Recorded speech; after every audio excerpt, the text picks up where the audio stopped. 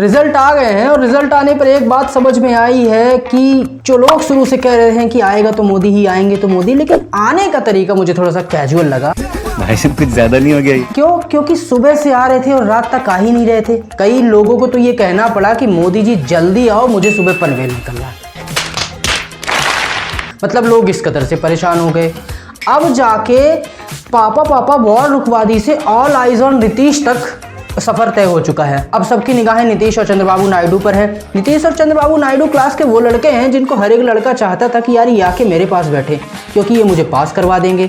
लेकिन वो लड़का वैसे घमंड में मस्त है कि वो कहता कि नहीं, मैं तो भाई साहब उसी के पास बैठूंगा जो मेरे को साइकिल से घर ले जाएगा, जो मेरे लिए टिफिन ले आएगा, यानी कि जो मुझे बड़े से बड़ा मंत्री पद दे देगा। लेकिन सबसे बड़ी इन चुनावों में देखने वाली बात ये रही कि स्मृति दोष हो गया। स्मृति दोष हो गया जिसका सीधा मतलब आप समझ रहे होंगे, मैं कहना नहीं चाहता हूँ वो बात, लेकिन जितनी भी मीम्स, जितनी भी सोशल मीडिया में चीज़ें, जितनी भी चुनाव की लहरें चल रही थी, 400 पार, 5000 पार, 10,000 पार, 50,000 पार, वो सारा मामला आके 300 में अटक गया। हालांकि भाजपा कार्यकर्ता समझ नहीं पा रहे हैं कि वो खुश हों कि नाराज हों, क्योंकि ये बात हो गई है कि भाई हमारी तो सीटें आ नहीं रही। अभी तक तो हम एनडीए के गठबंधन वाले दलों के भरोसे बैठे ही नहीं थे, लेकिन अब हमें उनके भरोसे बैठना पड़ेगा। ये सोचना पड़ेगा कि भाई बगल वाले को, खुद खाने से पहले बगल वाले को खिला दें। खुद खुश रह रहे हैं लेकिन चंद्रबाबू नायडू को खुश रखें, खुद खुश रहे ना रहे लेकिन नीतीश कुमार को खुश रखना पड़ेगा। मतलब सीन कुछ ऐसा ही हो गया है। और विपक्षी नेताओं की तो बात ही मत कीजिए। विपक्षी कार्यकर्ताओं का ऐसा है कि पहले 60 नंबर से फेल होने वाले थे और अब जाकर के वो फेल होंगे कितने नंबर से? 30 नंबर से। मतलब फेल होने में भी इसलिए खुशी है। यही बात है कि हमारी दोनों आके फूट जाए तो फूट जाए, पड़ोसी की एक फूट गई तो बढ़िया है। मतलब पड़ोसी खुश नहीं रहना चाहिए, कोई दूसरी पार्टी का आदमी खुश नहीं रहना चाहिए। अच्छा हुआ भाजपा हार गई, हम तो पहले ही हारने वाले थे, हमें तो पता था। हमें तो हमारी उम्मीदों के अनुसार ज़्यादा सीटें मिली है। लेकिन भाई मैं सबसे ज़्यादा इसमें धन्यवाद अपने मध्य प्रदेश के लोगों को देना चाहूँगा। क्या स्कोर मारा भाई, 29 की 29 सीटें बीजेपी की झोली में तुमने डाल दी। और डाली भी तो ऐसी कि बड़े बड़े दिग्गज हार गए। लोग कह रहे थे गणेश विसर्जन होगा, लोग कह रहे थे कि जीतू जाएगा। सब कुछ खत्म करके मामला 29 की 29 सीटें बीजेपी में दे दी। लेकिन उत्तर प्रदेश वालों ने, भाई साहब अखिलेश यादव ने बहुत सही कहा था कि पूर्व विधायक इसलिए बोल रहा हूँ क्योंकि सांसद बनने वाले हो, और वही हुआ। वो आदमी पूर्व विधायक से सांसद बन गया। मतलब कुल जमा कि देश में इस समय पे जो माहौल चल रहा है तो मोदी जी का चेहरा देखने लायक। मोदी जी जो शायद इस प्लानिंग में रहे होंगे कि शाम को भाजपा कार्यकर्ताओं के से मिलेंगे, हेडक्वार्टर में जाएंगे और माहौल बनाएंगे, चिल काटेंगे, साधना कर रहे थे उसके पहले। लेकिन अब क्या हो रहा है कुछ समझ में नहीं आ रहा। साधना में चली गई है।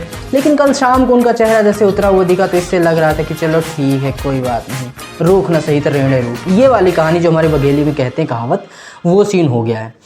लेकिन भाई मेरे को तो बस इतना कहना है कि जो स्वघोषित यूट्यूबर, मैं नहीं भाई अपनी बात नहीं कर रहा हूँ, स्वघोषित यूट्यूबर, स्वघोषित पत्रकार, और ये जो दुनिया भर के एग्जिट पोल चल रहे थे कि 500 सीट, 800 सीट, 900 सीट, 1000 सीट, इनको क्या हो गया भाई? केवल और केवल शेयर मार्केट के भरोसे बैठे ये लोग। समझ में नहीं आता कि ये आंकड़ा लेके कहाँ से आते हैं। ये मुझे तो ऐसा लगता है कि हमारे गांव के आज तक चिंटुओं से नहीं पूछा कि कितनी सीटें आएंगी, किसकी आएंगी, किसको वोट दोगे। अपने मन से ही डिसाइड कर लेते हैं। अच्छा ऐसा करते हैं, फला सीट भाजपा को दे देते हैं, अरे यार वहाँ पे इस कांग्रेस को दे देते हैं। मतलब ऐसी स्टूडियो में बैठ के अपने को क्या है, जाने तो किसी को पता ही क्या चलना है कि एग्जिट पोल कहाँ से बना है। मतलब समझ रहे हो ना, ऐसा एग्जिट पोल का मटिया मेट किया कि मैं तो कहता हूं कि एक एग्जिट पोल इस पर भी होना चाहिए कि कौन सा एग्जिट पोल सही है। इतने सारे एग्जिट पोल का मतलब कि धूम धड़ाका कर दिया कि अब तो ये होना चाहिए कि कौन सा एग्जिट पोल सही है। अब अगर अपन थोड़ी स्टेट वाइज बात करें तो मज़ा मतलब ले लें तो जो उत्तर प्रदेश से गुरु गनगना दिया है। काहे गनगना दिया है? ऊपर से नीचे तक रख के छीला है। हालांकि विपक्ष के लिए तो उत्तर प्रदेश बढ़िया है, कई सारी सीटें झोली में लाके डाल दी। लेकिन भारतीय जनता पार्टी के लिए मतलब कि एकदम शॉकिंग वाला मामला है। मतलब भाईन गद्दारी कर दिया बे, गद्दारी करवे तोरे तो भाईन गद्दारी कर दिया। जहां उत्तर प्रदेश में 65 सीटें सोची थी वहीं पे हो गया खेला। महाराष्ट्र की तरफ चलें तो गुरु शिंदे को तो मतलब मोदी जी वो वाला सीन है ना कि ईंटा लेके पीछे से। और नीतीश कुमार का तो पोस्टर ही पूरी दुनिया में लगा था कि नीतीश सबके हैं। भाई साहब दरअसल आके खिचड़ी ऐसी जगह पे रुकी है कि अगर नीतीश कुमार और चंद्रबाबू नायडू की जगह पे कोई होता ना तो इतनी टेंशन होने वाली नहीं थी। काहे काहे कि ठीक है दोनों लोग आ जाएंगे, अपना बढ़िया साथ में रहेंगे, सरकार बनाएंगे। लेकिन चक्कर वो है कि वो आदमी जिसको कहते हैं पलटी मार, कभी इधर कभी उधर, कभी इधर कभी उधर, कहते हैं ना कि अब कहाँ नहीं जाएंगे, आपे के साथ रहेंगे। तो ये समझ नहीं पा रहे हैं कि इस बार किसके साथ रहिएगा जी मर्दे, रहिएगा भाजपा के साथ कि जाइएगा कांग्रेस में। लेकिन अब तो देखने वाला दिलचस्प मामला यही होगा कि किस करवट उठ बैठता है, कौन लेके जाता है नीतीश कुमार को, कौन लेके जाता है चंद्रबाबू नायडू को, और कहाँ कितना माहौल बनता है। लेकिन भाई साहब इस चुनाव ने जो जम के हम लोगों को सोशल मीडिया में मीम दिए हैं उसकी तो बात ही मत कीजिए। दवा के लोगों ने सोशल मीडिया में मीम एंजॉय किए। जो लोग कह रहे थे कि चुनाव बड़ा धीरे धीरे हो रहा था, वो बोला था ना बनराकस कि सब कुछ बहुत धीरे धीरे हो रहा है विनोद, तो हुआ तो सब कुछ बहुत धीरे धीरे, लेकिन मजबे बहुत आया जी, बहुत मज़ा आया इसमें।